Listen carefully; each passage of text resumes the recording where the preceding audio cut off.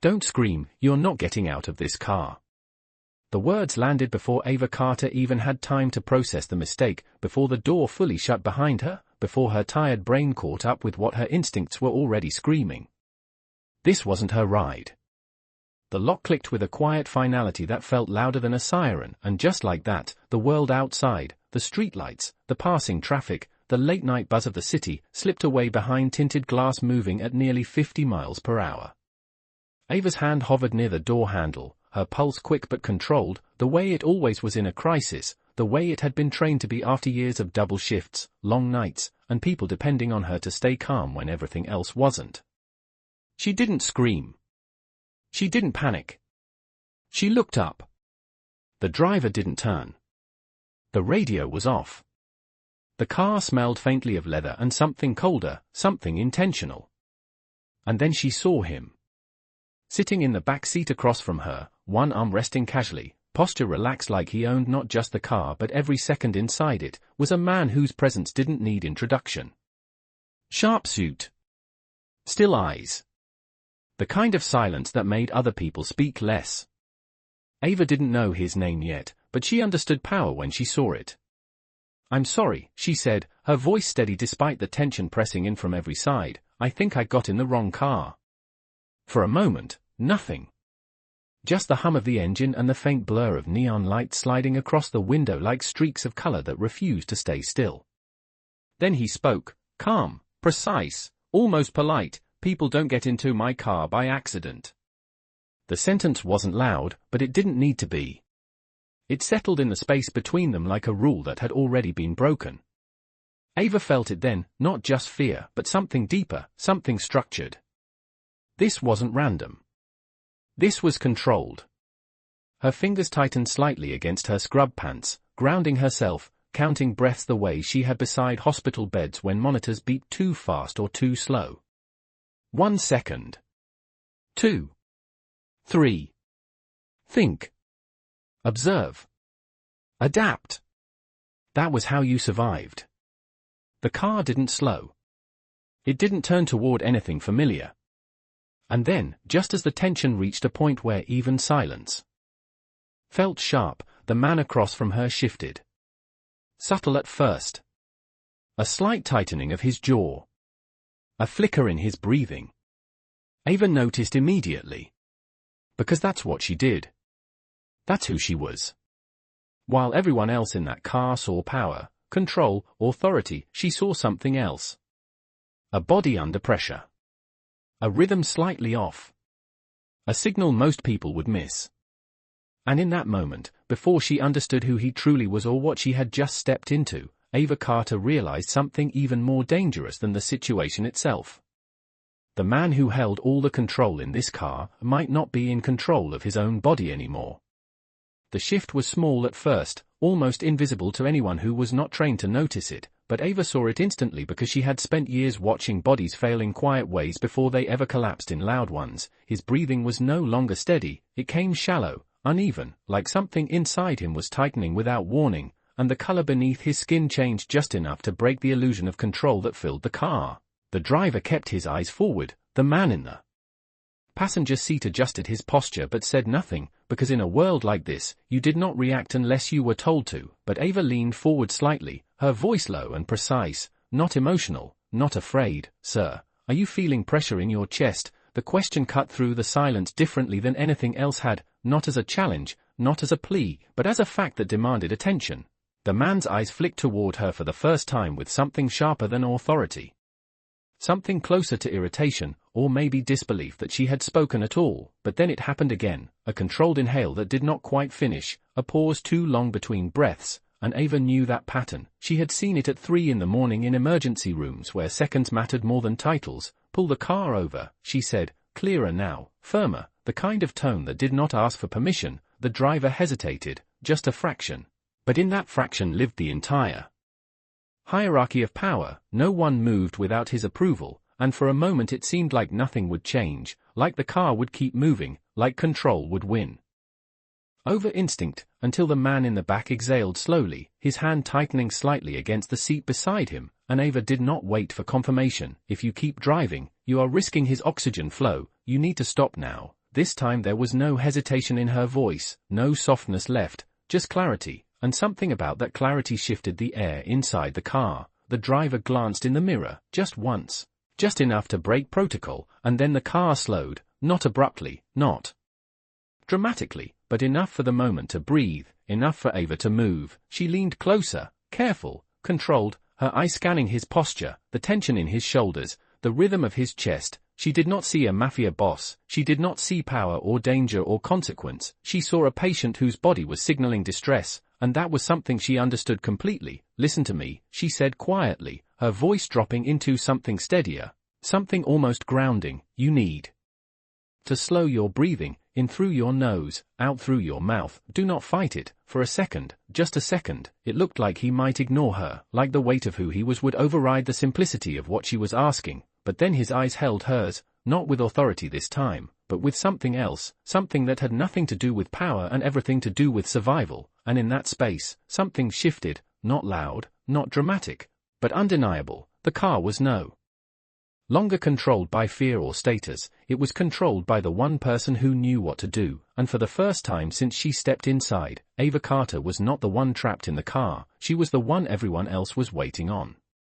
The air inside the car changed in a way no one could explain but everyone could feel, not because of anything loud or dramatic, but because control had quietly shifted from power to precision. Ava's voice remained calm, steady, the kind of calm that does not come from confidence but from repetition, from nights where hesitation cost too much. "Again," she said softly, watching him closely. "Slow breath in, hold it for 2 seconds, then out." Her eyes never left his chest, counting the rise, the fall, measuring rhythm the way others measured time. The driver had fully stopped now, the engine still running but forgotten, the city lights flickering across the windshield like a distant world none of them belonged to anymore. The man in the passenger seat turned slightly, uncertainty breaking through his composure for the first time, because this was not a situation they were trained for. They understood threats, they understood strategy, but this was something else. Something that could not be controlled with authority or silence. Ava adjusted her position just enough to see his face more clearly, the tension around his eyes, the tightness in his jaw, the way his body resisted slowing down even when it needed to. "You are not in danger right now," she said, her tone deliberate, each word placed carefully, "but if you keep fighting your breathing, your body will make it worse." For a moment, he looked at her like he was deciding whether to believe her or not, like trust itself was something unfamiliar, something rarely given. But then his shoulders lowered just slightly, not a full release, but enough for her to see that he was listening, and that was all she needed. "Good," she murmured, almost to herself, guiding him through another breath, the silence around them no longer heavy, but focused, as if the entire car had become a single point of attention centered on the rhythm of one man's heartbeat. Seconds stretched, not in fear, but in concentration, until finally, slowly, his breathing began to even out, not perfect, not effortless, but controlled enough to bring him back from the edge of something none of them wanted to name. Ava leaned back just slightly, not fully relaxed,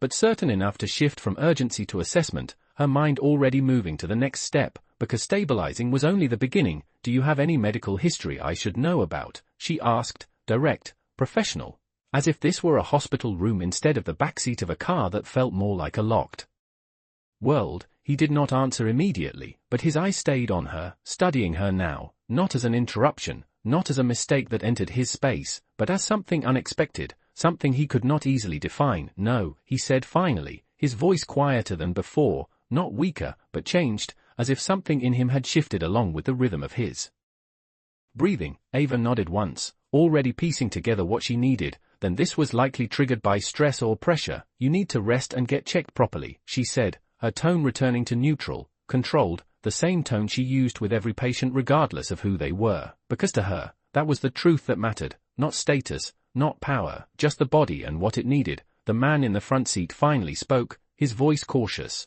"Should we take him to a hospital?" And for the first time since everything began, the question did not belong to hierarchy, it belonged to her. Ava glanced at the man across from her, waiting, not for permission, but for acknowledgement, and in that moment, something unspoken passed between them, something that did not erase who he was, but changed how he saw her, because she had done something no one else in his world could do. She had stepped into control without asking for it, and now, whether he liked it or not, his next move depended on her. The question lingered in the air, quiet but heavy, and for the first time since the car had stopped, no one moved, not because they did not know what to do, but because they were waiting for him, the man who had always decided everything without hesitation, the man who now sat there with his breathing finally steady but his control no longer absolute. Daniel Park looked at Ava for a long second, not rushed, not impatient, but deliberate, as if recalculating something he had never needed to question before. His fingers relaxed slightly against his knee, the tension in his posture easing just enough to reveal something beneath the surface, not weakness, but awareness. "No hospitals," he said finally, his voice calm again but different now, less sharp, more measured. The driver nodded immediately, ready to follow, but Ava did not. She did not argue, she did not challenge.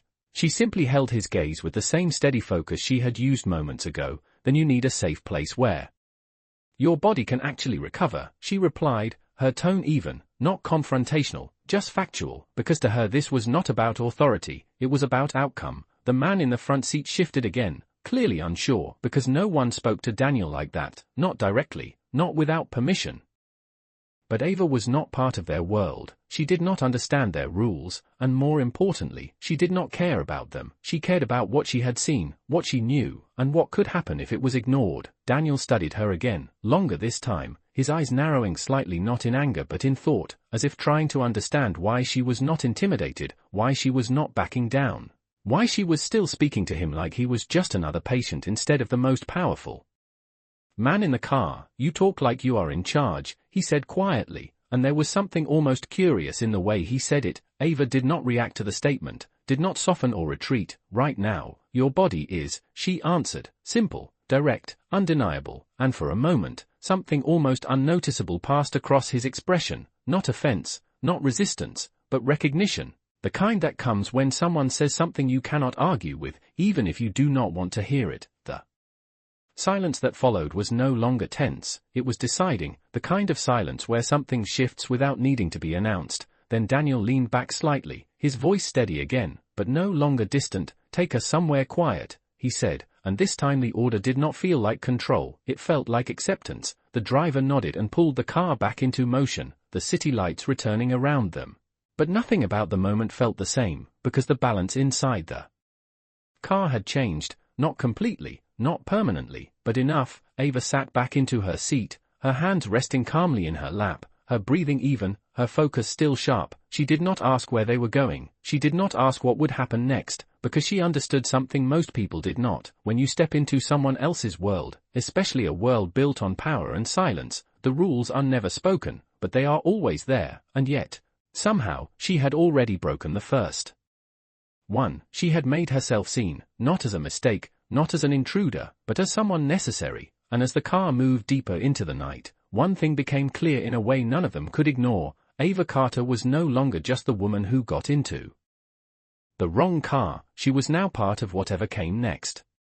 The car turned off the main road without warning, leaving behind the glow of traffic and storefronts for something quieter, darker, more controlled, the kind of streets where movement felt intentional and silence carried weight. Ava noticed it immediately, not with fear but with awareness, the way she had learned to read environments the same way she read vital signs. Every turn, every slowing of the engine, every pause at an empty intersection told her this was not a place people stumbled into.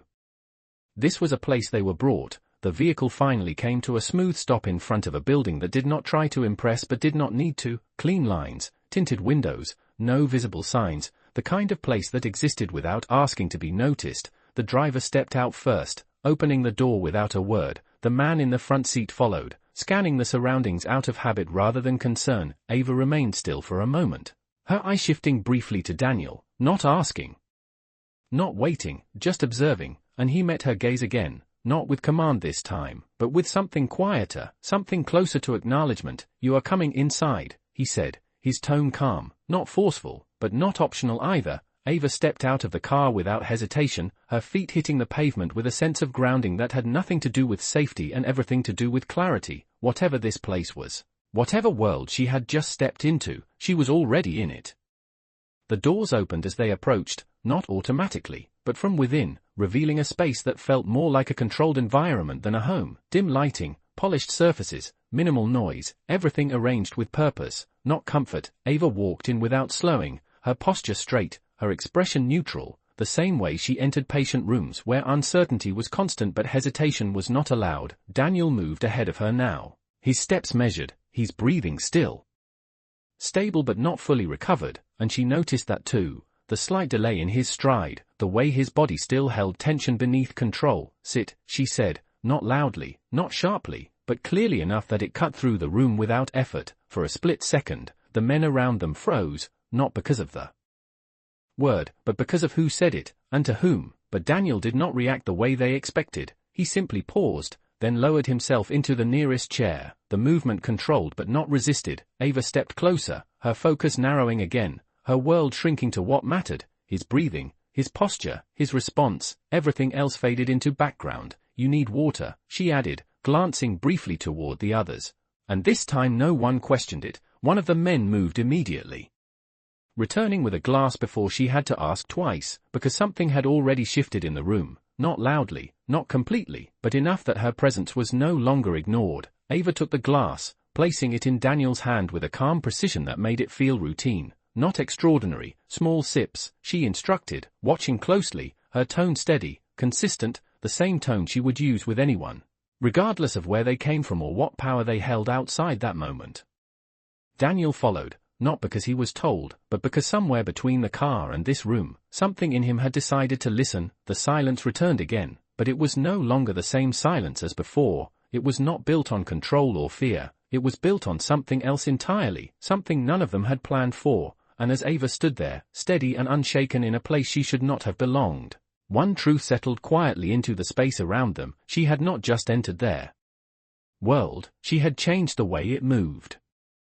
The room did not move, but something inside it shifted again, quieter this time, deeper, like a current changing direction beneath still water. Ava remained where she stood, her attention fixed not on the space or the people around her, but on Daniel, because to her, nothing else mattered until his condition was stable beyond doubt. She watched the way he held the glass, the slight hesitation before each sip, the controlled pace that told her he was following instructions not out of habit, but out of trust he did not yet understand. "Good," she said softly, almost under her breath, not praise, just confirmation, the kind that reassured without drawing attention. Daniel lowered the glass slightly, his breathing now steady enough to no longer demand immediate intervention, but Ava did not step back, not yet, because she knew better than to assume stability meant safety. She had seen too many moments where people relaxed too early, where symptoms returned sharper because they were ignored too soon. "You are going to feel better for a few minutes," she continued, her voice calm, measured, "but that does not mean the cause is gone." Her words were simple, but they carried weight, not because of how they sounded, but because of how certain they were.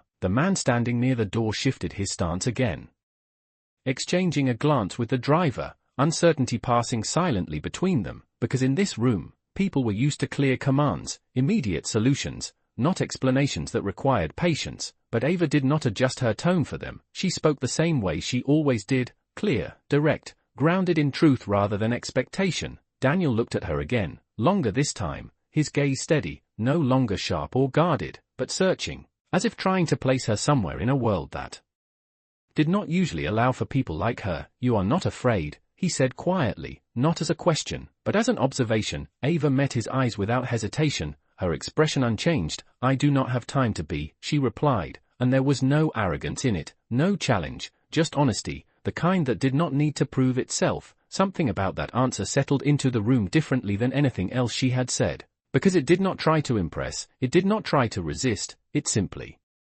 existed, and that made it harder to dismiss. Daniel leaned back slightly in the chair, his posture easing in a way that was almost imperceptible, but Ava noticed. She always noticed. "What do you need?" he asked after a moment, the shift in his words subtle but undeniable, because this was no longer about control, it was about reliance. Ava did not hesitate. "A quiet space, no interruptions, and someone who can get basic medical supplies if I ask for them," she said, her tone steady, not demanding, but certain. The man near the door straightened immediately, waiting, but this time, not for Daniel's order, for her direction. Daniel gave a small nod, almost invisible, but enough. "Get what she needs," he said, and just like that, the structure of the room adjusted again, not collapsing, not changing entirely, but bending, shifting around a new center. Ava stepped back slightly now, just enough to reassess, her eyes moving briefly across the room, noting exits, distances, the rhythm of movement around her, not out of fear, but out of habit, because she understood something none of them did yet.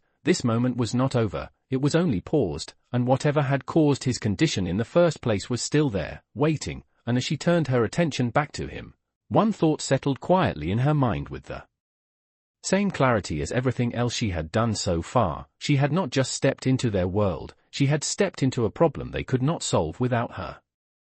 Time stretched in the quiet room, not slow, not fast, but deliberate, like everything now moved with intention instead of reaction. Ava stood near Daniel, her posture steady, her eyes observant, watching for changes most people would miss, the slight tension returning to his shoulders, the way his fingers tapped once against the glass before going still again, small signals, but signals nonetheless, and to her, small signals were never small. "Tell me exactly what you felt before this started," she said, her voice calm, focused, cutting through the stillness without raising volume. Daniel did not answer immediately, his gaze drifting for a second, not away from her, but inward, as if replaying something he had not planned to revisit. "Pressure," he said finally, slow and controlled, "not pain, just pressure." Ava nodded slightly, processing, aligning what she saw with what he described. "Did it come suddenly or build over time?"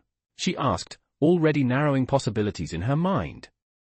He paused again, thinking, not guessing. "It built," he answered, quieter this time, and that was enough for her to recognize the pattern more clearly now. Not random, not accidental, but triggered, and triggers meant cause, and cause meant it could happen again. "You have been under stress," she said, not asking, but stating, and the faintest shift in his expression confirmed it before he even spoke. "Stress is constant," he replied, almost dismissive, but Ava did not accept that answer. "Not fully, not like this," she said, her tone still even, but firmer now, "because this mattered. Your body does not react like this unless something crosses a threshold." The man near the door exchanged another glance with the driver, both silent, both aware that this conversation was moving into territory none of them usually entered, because in their world, stress was ignored, pushed down, controlled, not examined. But Ava was not part of that world. She did not accept silence where answers were needed. Daniel's eyes returned to hers, sharper now, not defensive,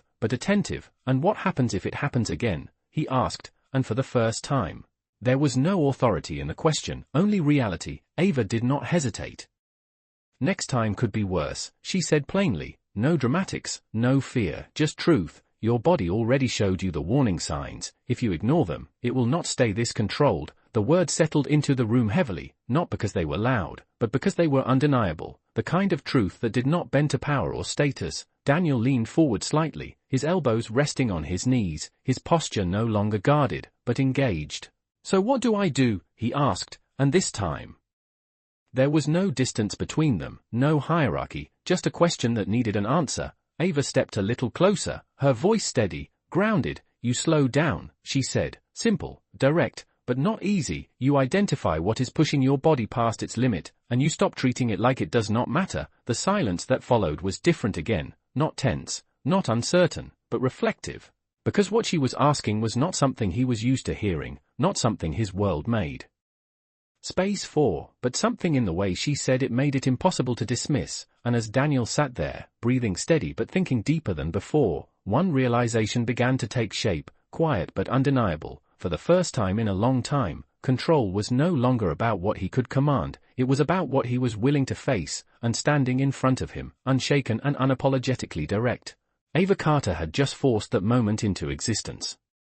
The silence that followed did not break, it deepened, stretching across the room like something that demanded to be acknowledged, not avoided. Ava did not move, did not fill the space with unnecessary words, because she understood something most people did not. When truth lands, you let it settle. Daniel remained seated, his gaze lowered for a moment, not in defeat, not in weakness, but in thought, the kind of thought that did not come often in a world where decisions were made quickly and without hesitation. His fingers rested loosely against his knee now, no longer tense, but not fully relaxed either. Somewhere in between control and surrender, the man near the door returned quietly, placing a small medical kit on the table without interrupting the moment. Ava glanced at it briefly, then back at Daniel, her focus unwavering. "I need to check your pulse again," she said, her tone neutral, professional, and without waiting for permission, she stepped closer, her fingers lightly finding the rhythm at his wrist, steady, stronger than before, but still carrying the echo of what had just happened. She counted silently, her expression unchanged, while the room watched without speaking, because no one here was used to seeing him like this, not vulnerable, not dependent, not human in a way that could be measured. Ava released his wrist after a few seconds, nodding slightly to herself. "It is stabilizing," she said, simple, factual, but her eyes did not soften, because she was not finished. "But this was not random," she added, her voice just firm enough to hold weight. Daniel looked up at her again, and this time there was no resistance in his gaze, only attention, the kind that listens without preparing to argue. "What do you mean?" he asked, and there it was again, that shift, subtle but undeniable. Not a command, not a dismissal, but a question. "Ava, step back just enough to give space, but not distance. Your body does not react like this without a reason," she said, her tone calm, but deliberate. "Something pushed it there, and if you do not identify it, it will happen again, maybe worse." The words hung in the air, not dramatic, not exaggerated, just clear, and clarity was something that could not be ignored. The man in the front shifted again, glancing at Daniel as if waiting for him to dismiss it, to wave it off, to return things to normal, but Daniel did not. He remained still, his eyes on Ava, absorbing every word. "You think this is about stress," he said, not dismissing, but testing. Ava shook her head slightly. "I think stress is part of it," she replied, "but not all of it. There is something else." The room seemed to tighten again.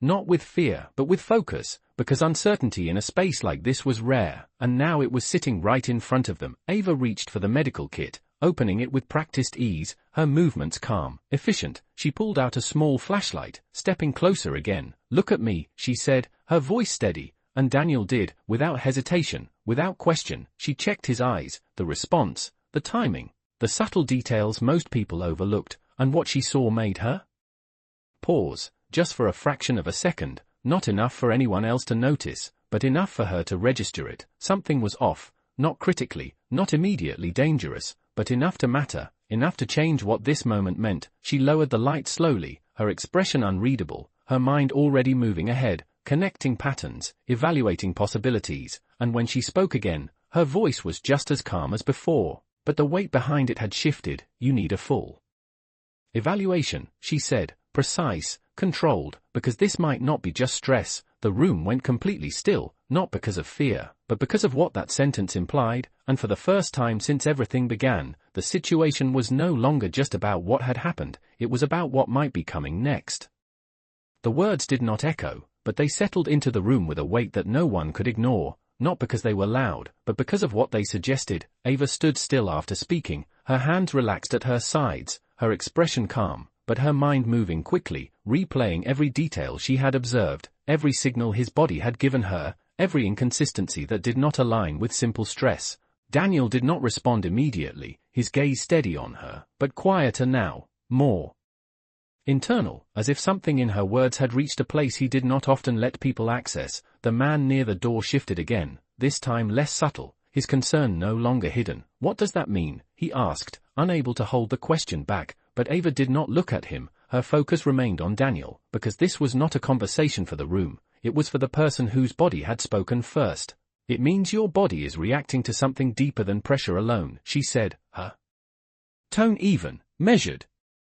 "And until we know what that is, this does not end here." Daniel leaned back slightly, his breathing still controlled, but his expression now more serious, not defensive, not dismissive, just aware. "You are saying there is something wrong with me," he said, not as a question, but as a statement he was testing for truth. Ava shook her head slightly. "I am saying there is something your body is trying to tell you," she corrected, her voice steady, "and you can choose to ignore it, but it will not stop speaking." The silence that followed was different again, not tense, not uncertain, but heavy with realization, the kind that comes when something you cannot control enters a space where control has always been absolute. Daniel's fingers tightened briefly, then relaxed again, a small movement, but Ava noticed, she always noticed. "If I go to a hospital," he said slowly, choosing his words with care, "that creates exposure." The word hung in the air, loaded with implications Ava did not fully know, but understood enough to recognize its importance. She did not dismiss it,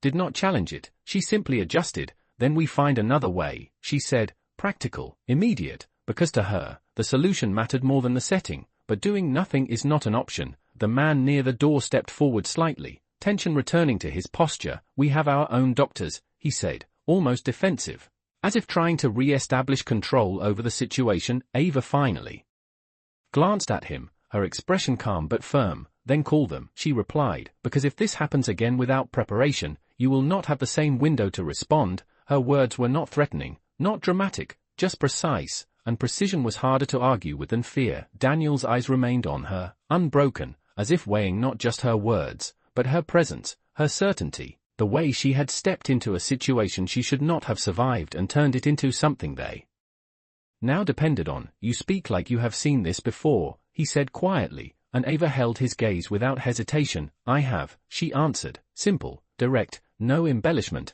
no need to prove it, and something in that answer settled whatever doubt remained, because experience did not need explanation. It showed in the way she moved, the way she spoke, the way she did not hesitate when it mattered. Daniel exhaled slowly, his posture shifting again, not weaker, but more grounded, more real. "Call them," he said finally, his voice calm but decisive, and the room responded instantly, the man near the door already reaching for his phone, the structure returning, but not the same as before, because now it moved around a new center, one that had not existed before she entered. Ava remained where she was, steady, focused, watching, because she understood something they were only beginning to realize. This was no longer just a moment that had passed, it was the beginning of something that could not be undone, and whatever came next, they were all already part of it.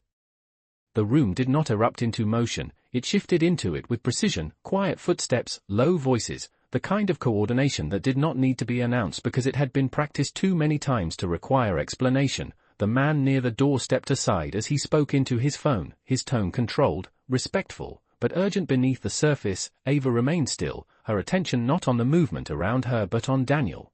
Because everything else was secondary, she watched the subtle signs again, the way his breathing held steady but not fully relaxed, the faint tension still present in his shoulders, the kind that did not disappear on its own, and she knew this was the window, the space between crisis and consequence, the moment where decisions mattered most. "You need to stay seated," she said, her voice calm but firm, and Daniel did not argue, did not question, he simply remained where he was, his gaze steady, following her movements now not with authority but with expectation, as if somewhere along the way, he had accepted that she saw things he did not. The man on the phone ended the call and stepped forward. "They are on their way," he said, glancing briefly at Daniel before shifting his attention to Ava, not fully trusting, but no longer dismissing either. Ava nodded once, acknowledging the information without reacting to it, her focus already moving ahead. "Good," she said, then turned back to Daniel.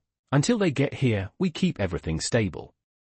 Her tone was the same as before, consistent, controlled, the kind that did not change based on who was listening. She reached for the medical kit again, pulling out a blood pressure cuff, her movement smooth, practiced. She wrapped it around his arm without hesitation, her touch steady, professional, and the room watched again, not because they had to, but because they did not understand how someone who had entered their world by mistake had now become the center of it. The cuff tightened, the quiet hum of air filling the space. Ava's eyes focused, counting, measuring, her expression unchanged. Then she released it slowly, processing the reading in silence, not reacting outwardly, but adjusting internally. "It is elevated," she said finally, her voice even, not dangerous yet, but not normal either. Daniel exhaled slowly, not frustrated, not impatient, just present, more present than he had been since she entered the car. "And that means," he prompted, not demanding, just asking. Ava met his gaze directly. "It means your body is still under strain," she answered.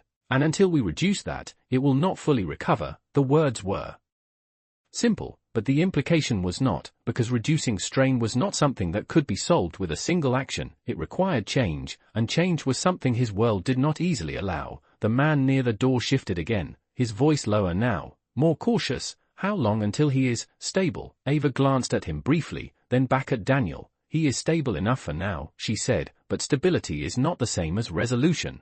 The distinction hung in the air, quiet but clear. Daniel leaned back slightly, his posture no longer rigid, but not fully at ease either, caught between control and something new, something unfamiliar. "You do not simplify things," he said, a faint edge of something almost resembling a smile in his tone. Ava did not return it, not because she could not, but because this was not the moment for it. because this is not simple," she replied, calm, direct. And the honesty in that answer settled deeper than anything else. The room fell quiet again, not because there was nothing to say, but because everything that needed to be understood was already there, and as they waited for the doctors to arrive, one truth became impossible to ignore. This was no longer about a mistake or an accident, it was about a shift that had already begun, one that none of them could control the same way they had before, and standing in the center of it, Ava Carter remained exactly who she had been from the start, steady, observant, and the only person in the room who truly understood what was coming next. The knock did not echo loudly, but it carried authority, the kind that did not need volume to be recognized, and every head in the room turned slightly toward the entrance as the door opened with controlled precision. Two men stepped inside, dressed simply, professionally, their presence calm but focused, not impressed, not intimidated, just prepared, the kind of preparation that came from seeing situations like this before. Ava did not move from her position, her attention still on Daniel, but she noticed everything, the way they scanned the room quickly, the way their eyes landed on him, then on her, and paused for just a fraction longer than expected, because something about this scene did not match what they were used to. Status, one of them said, his voice direct, efficient, and for a moment, no one answered, not because they did not know, but because the answer was no longer automatic. Ava stepped forward before anyone else could respond. Her voice steady, professional. He experienced acute respiratory distress with elevated blood pressure and irregular breathing patterns, currently stabilized but not resolved. The words came without hesitation, precise, structured, the language of someone who understood not just the symptoms, but the urgency behind them. The two men exchanged a quick glance, subtle but meaningful, because they recognized that tone, that clarity. It was not guesswork, it was experience. One of them stepped closer, kneeling slightly to assess Daniel, his movements careful, respectful. "Sir, I am going to run a quick check," he said, but Daniel's eyes did not move to him, they stayed on Ava, as if waiting for something unspoken, and Ava gave a small nod, just enough, just once, and only then did Daniel shift his attention, allowing the examination to begin. The doctor worked efficiently, checking pulse, breathing, asking controlled questions, but even as he moved, the structure of the room remained altered, because Ava had already set the rhythm, she had already defined the space, and now everything followed it. "Have you had episodes like this before?" the doctor asked, and Daniel answered, but his voice was different now, less guarded, more considered. "Not like this," he said, and Ava listened, not interrupting, not correcting, but observing, because this was the moment where information mattered more than control. The second doctor opened a small case, preparing equipment, his eyes flicking once more toward Ava, curiosity clear but unspoken, because it was not often they walked into a room like this and found someone else already in command. "What triggered it?" the first doctor continued, and there was a pause, not long, but noticeable, because this question did not have an easy answer. Ava stepped forward slightly, not interrupting, but contributing, her voice calm, measured. "Symptoms suggest build-up rather than sudden onset, likely linked to prolonged stress with possible underlying condition." Again, precise, again controlled, and this time, the doctor nodded slightly, acknowledging, not dismissing, because what she said aligned with what he was seeing. Daniel glanced at her briefly, something in his expression shifting again. Not just recognition now, but something closer to respect. The kind that is not given easily, not spoken, but understood. The doctor finished his initial assessment, standing slowly, his tone serious but composed. "You are stable for now, but she is right," he said, glancing toward Ava, then back to Daniel. "This needs further evaluation. This is not something to ignore." The words landed differently coming from him, not because they were new, but because they confirmed what had already been said. And in that confirmation, the reality of the situation became harder to push aside. The room settled again, but not back into its old structure. Something had permanently shifted, something that could not be undone by returning to routine. And as Ava stood there, no longer just the outsider who entered by mistake, but the voice that had changed everything, one truth became undeniable in a way none of them could ignore. She had not just saved a moment, she had altered what came after it. The confirmation settled into the room like a final piece of a puzzle clicking into place, not loud, not dramatic, but undeniable. The doctor's words did not introduce anything new, they reinforced what had already been made clear, and that made them harder to ignore. Daniel remained seated, his posture steady, but his gaze distant for a brief moment, as if something deeper had shifted beneath the surface. Something he had not allowed himself to consider until now. Ava stood a few feet away. Her hands relaxed, her breathing even, not stepping forward, not stepping back, because she understood that this moment did not belong to her anymore. It belonged to him, the realization, the decision, the weight of what came next. The doctor closed his case slowly, his tone measured. We can arrange a private evaluation, controlled environment, no exposure, he said, choosing his words carefully, aware of the room he was in, aware of what mattered here. Daniel's eyes lifted again, moving from the doctor back to Ava, not quickly, not impulsively, but intentionally, and for a second, there was silence between them that did not need explanation. It was not about authority, not about control, it was about something simpler, something more rare in a space like this, trust, not complete, not blind, but enough to change what happened next. You will oversee it, Daniel said, his voice calm, directed not at the doctor, but at Ava. The words landed differently than anything else that had been said in the room, because this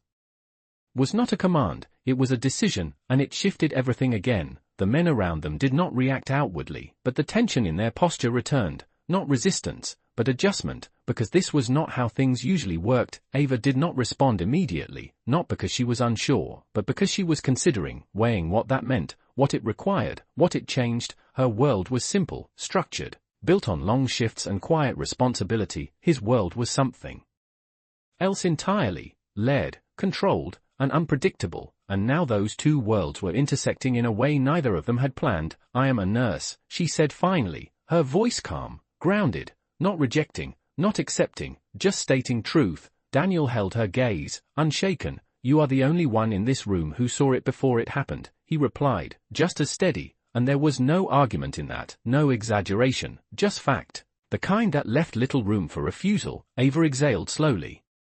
Not in hesitation, but in understanding, because she knew what this was really about, not the title, not the role, but the responsibility, the same responsibility she had carried every day, just in a different place, under different circumstances. Then I will make sure it is done right, she said, her tone even, and in that moment, something settled between them, not agreement in the traditional sense, but alignment. The doctor nodded slightly, accepting the shift without questioning it, because the decision had already been made. The room began to move again, quiet coordination, preparation, but nothing felt the same as before, because this was no longer just about a medical situation, it was about a change that had already taken root. Ava turned slightly, her eye scanning the space one more time, not out of uncertainty, but out of awareness, because she understood something they were only beginning to grasp. This was not the end of what had started in that car, it was the beginning of something much larger, something that would not be controlled the way they were used to controlling things. And as she stood there, no longer just a stranger who entered by accident, but someone who now carried influence in a world that did not easily give it, one truth remained clear: this moment had changed more than just one man's condition.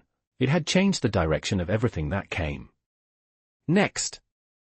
The room no longer felt like a place of control, it felt like a place where something had been revealed that could not be hidden again, not by silence, not by power, not by routine. Ava stood near the doorway now, not leaving, not staying fully, just positioned between two worlds that had never been meant to meet. The doctors moved with quiet efficiency, preparing what needed to be done next. The men in the room adjusted to a new rhythm they did not fully understand, and at the center of it all, Daniel remained seated, no longer just a figure of authority, but a man who had been forced, for the first time in a long time, to listen to something he could not command away. His breathing was steady now, controlled, but his eyes were different, no longer scanning the room for control, but fixed, thoughtful, aware. Ava did not interrupt that moment, because she understood its value, the pause after realization. The space where change begins before it is spoken. The doctor approached again, outlining the next steps in a tone that balanced professionalism with discretion, but even as he spoke, the focus of the room did not shift away from Ava, because everyone there understood something without saying it. None of this would have happened without her, none of this would have been seen in time. Daniel finally stood, slowly, deliberately, not rushed, not unstable, but different, grounded in a way that had nothing to do with strength and everything to do with awareness. His gaze moved to her again, and this time, there was no distance left in it, no barrier of status or control, just clarity. You walked into the wrong place tonight, he said, his voice calm, but carrying something deeper beneath it. Ava met his gaze without hesitation, her posture steady, her expression unchanged. I Walked into a situation that needed someone to act, she replied. Simple, direct, and that was the difference, the line between their worlds. He saw territory, she saw need, he saw control, she saw responsibility, and in that contrast, something had shifted permanently. Daniel nodded once, not as a gesture of authority, but of acknowledgement, the kind that did not need witnesses. Most people would have stayed quiet, he said.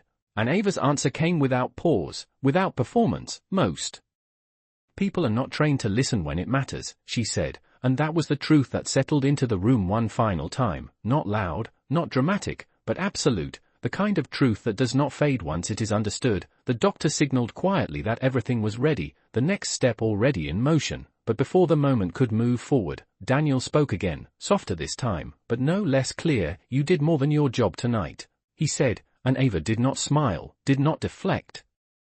She simply held his gaze and answered with the same grounded certainty she had carried from the beginning. I did what needed to be done, and that was it. No pride, no hesitation, just purpose, the kind that does not change based on where you stand or who is watching. The room began to move again, the next phase unfolding, but something remained behind, something that could not be undone, because power had met something it could not control, and instead of resisting it, it had learned from it.